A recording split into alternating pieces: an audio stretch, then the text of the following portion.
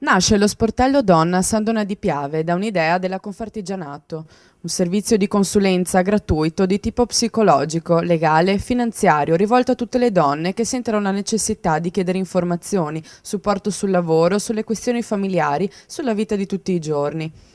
Il progetto nasce da un episodio preciso, racconta Maria Grazia Dalla Mora, presidente della Confartigianato Donne e Imprese della provincia di Venezia. Io sono orgogliosissima di questa cosa, è nata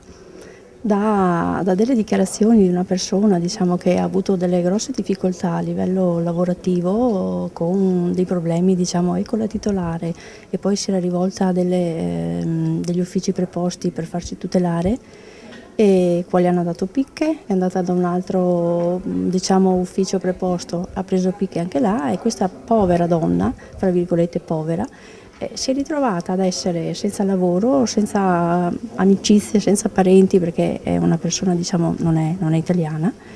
però credo che capiti anche alle italiane. E lì è scattata una molla, fra le tante difficoltà che si sentono tutti i giorni, questa qua ha fatto scattare questa cosa, e diciamo insieme alla consulta del gruppo donne abbiamo deciso di mettere giù queste linee guida, ed è nato lo sportello Donna, che speriamo sia una bella opportunità.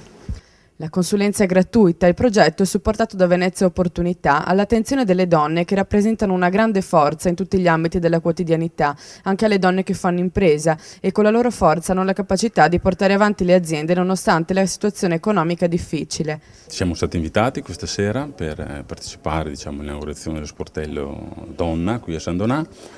con molto piacere, e abbiamo confezionato, diciamo così, un prodotto finanziario che sostanzialmente è un finanziamento a medio-lungo termine per le imprenditrici, e quindi per le piccole imprenditrici di San Donà.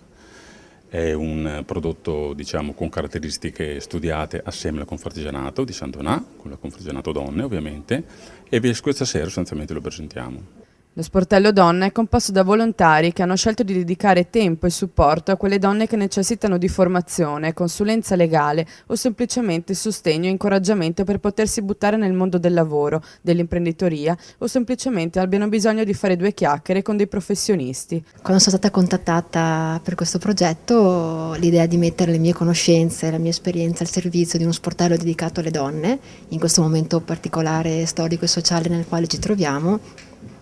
mi ha